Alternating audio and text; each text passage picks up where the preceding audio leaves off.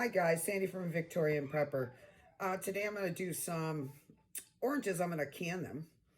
But first I got to peel them and take off all that white stuff that we hate. That makes, if we left it in, it would be better. So we're going to peel the oranges and we're going to be left with a white pith, I think they call it, on that. I've got myself some pectin X. So I've got a bowl of water with a cap full of this stuff in there. They're saying you only need a couple drops. I'm not going to take a chance. I'm going to put a little more in there. But right now, let me show you. This is what they look like. So what I'm going to do is I'm going to get all of my oranges, 10 pounds, peeled.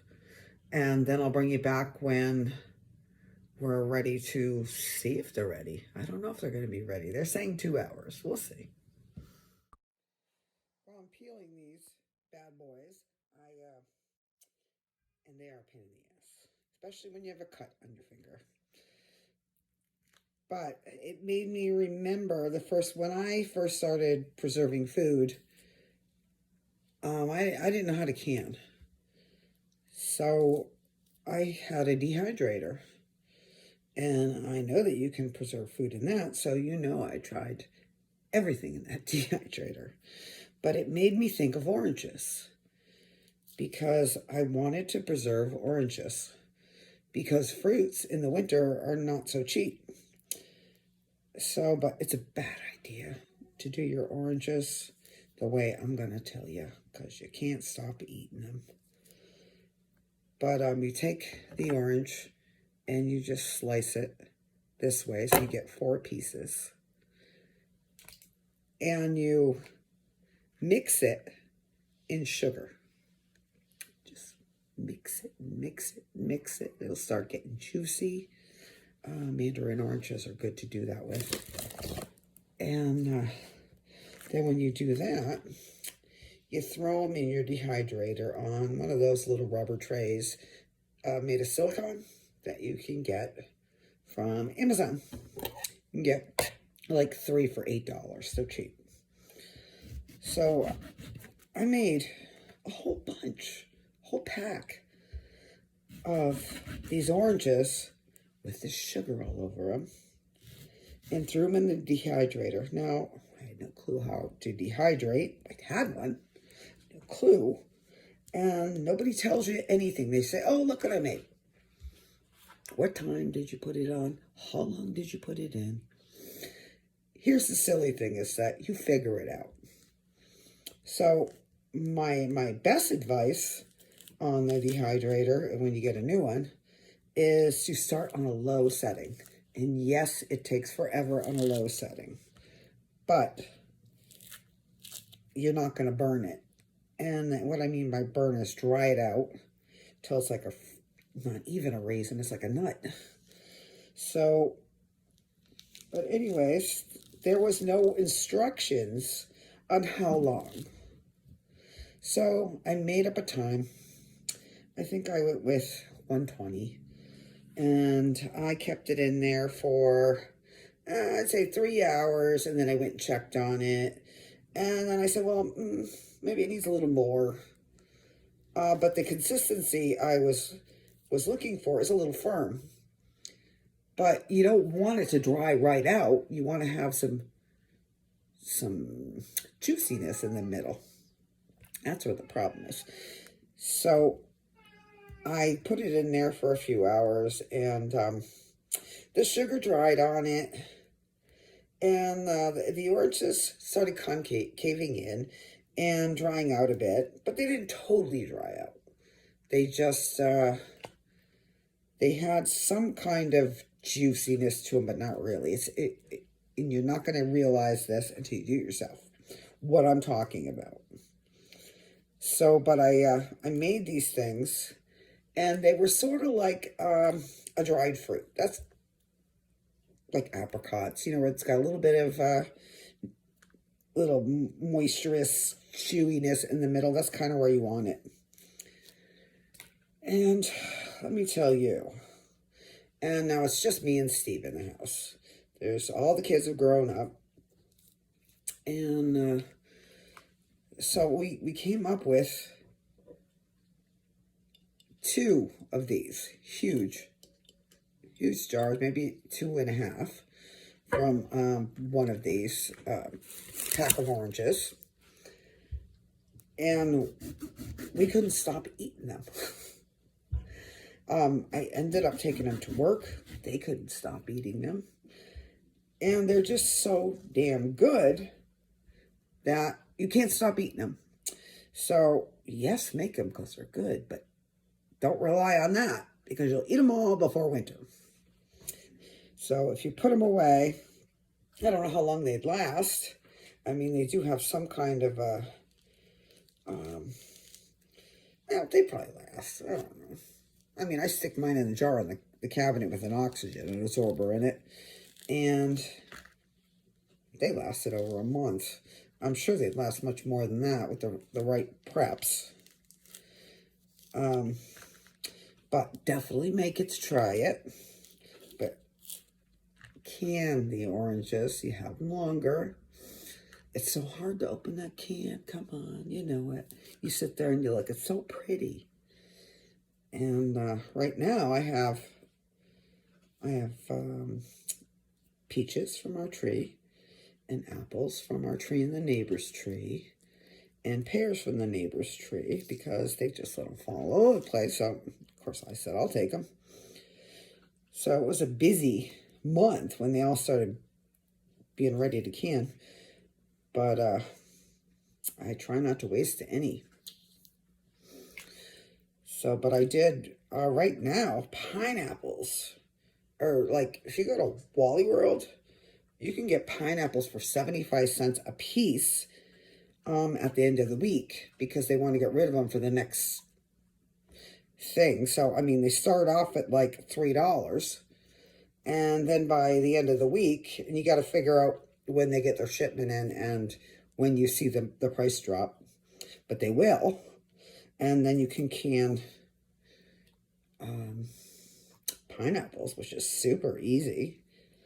You just make a simple syrup, chop it up, throw it in a jar, and throw your simple syrup over it, and then can it for whatever the canning says. I mean, I'll know when I look up these oranges, probably the same.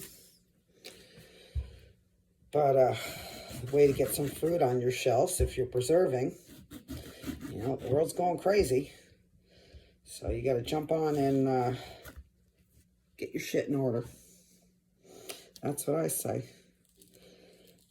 But, by the way, oranges right now are a pain in the ass. There is so much white stuff, pith, on here that I'm curious to know how it's even going to work with this pectin X stuff. But I guess we'll see. But those of you that want to do slices in your dehydrator for lemons and oranges and limes, I've done it. Doesn't take too long. But what I ended up finding out, the fuck are you going to use it for?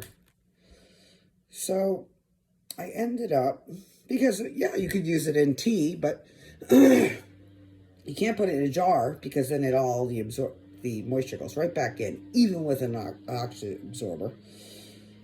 So what I did is I have a little grinder, mill, that I got myself on Amazon. And I put it in there and make a powder out of it. So then if I want to use it for teas or baking, all you got to do is take a couple tablespoons out, dump it in whatever. I also did that with my peels. I dehydrated them, and then I put them in the mill and just ground them all up. But the ones with the fruit in it, you know, I just marked in a separate bag, zest, fruit, like for teas. And in the wintertime, lemon and honey tea is just amazing for a throat that's hurting. course, I've got different things I've found along the way. I don't know if you guys have heard of Fireside cider. I just made some of that. That was a crying experience. But I made 2 big jugs because I'm always thinking about me and my neighbors and my family. And I have 7 kids and 21 grandkids. So somebody will use it. Or it's going to be, remember those jelly beans that came out that were tasting like ass? Holy shit. Throw up and ugh. My grandkids loved that game. Bean Boozle, I think they called it. And the kids loved it. And they videotaped each other eating these beans in different kinds. And they'd spin the wheel and it'd come to like some color bean. And it's like you either got licorice or skunk. And I'll tell you, my one of my young ones got the skunk. And of course we don't know. So I said to him, is it good? He goes, yeah, it's pretty good. And we were like, let me smell your breath. And like, you got skunk. But he liked it. And I don't even know what my point is on telling you that. Just came to my brain. But there's a lot of, oh my goodness, there's a lot of white stuff on here. I don't know if 2 hours is going to be long enough to take all of that stuff out. Now, I've seen some that they put it in the fridge overnight, and I'm wondering if this is going to need that. Not really sure, but we'll see. And we got to fill one left after this. Yay! See what happens when you talk. Time just goes right by. So I'm just going to finish this up. And they said to put it in the fridge. Does that really matter? I don't know. Is there some kind of chemical reaction that happens in the fridge? Or can you just leave it on the counter? Maybe I should put one in the counter and one in the fridge and see which is better. Somebody's got to do it and try it. Why not me? So let me let you go for right this second. And I'm going to go do that. And then I'll bring you back when I'm going to go to the next step. And I got to make some simple syrup. I got to find out how long to time oranges. One of my little prepper buddies probably has it on their channel, so I will look. And then I will bring you back. Back for a little update. It's 2 hours later. And it's not really this. The sides are definitely doing something here. If you look at the sides, the membrane's got pretty much gone off the sides. But I knew that this white junk pith was going to be a nuisance. So my thought is that I'm going to have to see if I can scrape it off. But you can see it's dissolving. So it's doing its job. Just not quick enough for me. But we'll see. I'm going to give it another couple hours, and I'm going to go to 4 hours altogether, and then we'll bring you back again. Okay, this is the refrigerator one. It's been 4 hours, and weirdly, it's taken a lot of the stuff off it. But I'm going to say that the counter one worked pretty good too. But what I'm doing now is just scraping what's left over off and letting it soak just a little bit more, and then I'm going to make my simple syrup. Actually, no, I have my simple syrup made. So 2 cups of water, 1 cup of sugar, and I'm going to make like 6 cups of water. Alright, I'll get back to you when I finish scraping the rest of this off. So I'm going to rinse them off so the process stops. And they're, I think that was a good investment to buy the pectin X. And I think that in the summer, when you get the nice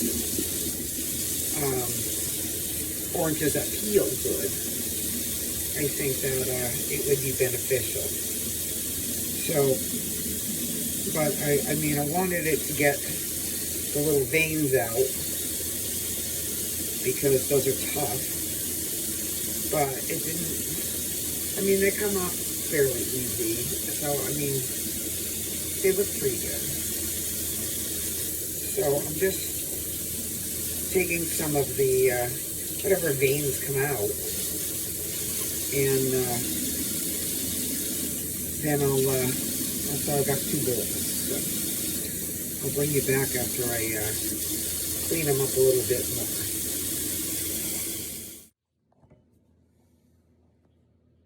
Stay. All right, here we go. I'm just going to throw some in a jar. Show you the process. So, and they kind of look like big ass mandarin oranges.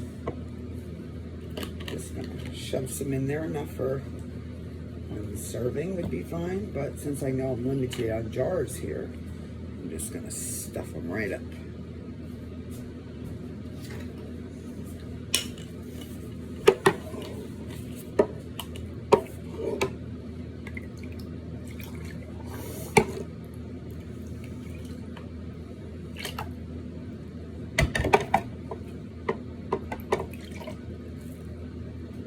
One-inch headspace. You saw that, right? It was just... After we're all done, we're going to have to wipe the jars. Some vinegar. I still didn't look up the time yet.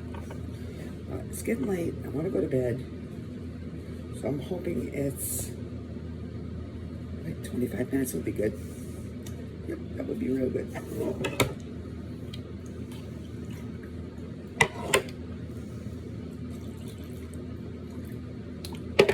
So I'm just going to get the rest of these cleaned up in the jars, and I'll bring you back. All right, we're next to the last step. Just wiping the jars with some vinegar and making sure there's no stickiness. And then we'll not put them in the canner tonight. We'll put them in the canner in the morning because it's getting late. So I'll get back to you when we're ready to can, or after canning, depending who does it. All right, I've got them in my canner just above the lid because that's what the ball place says.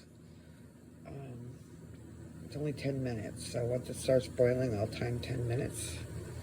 And that's quick, so I like that part. So I'm going to put the lid on my canner.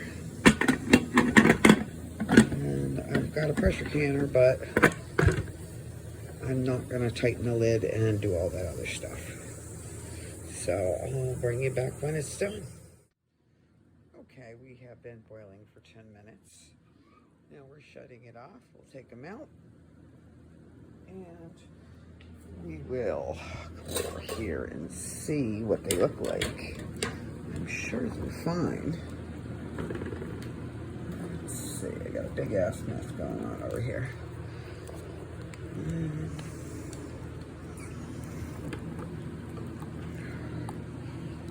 Oh, they look pretty good actually. Not too much pith in there. But there you have it. So, but my thoughts on this whole process with the pectin X is that, yep, it's a good thing. Here's what I'd do though. I would put it in your bowl with your pectin X in your water overnight and then be ready to process it in the morning, because I don't think, well, you saw how much pith I had on there. There was just too much pith. But I think it would be fine overnight. And then you would have no pith. And it would be like a pith be gone. And so yeah, that's what I would do. Next time I use this process, I will make sure it's a Friday so I can do it on Saturday morning. And then it'll be a lot easier. Because, I mean, obviously there's still pith on there, but you saw how much pith I had on there. There was a lot. So, but I ended up getting 10 jars, and I ate one. What you see in the background is chicken stock. Always doing something. All right, well, I will let you go for now. Thank you for watching, and ta-ta for now.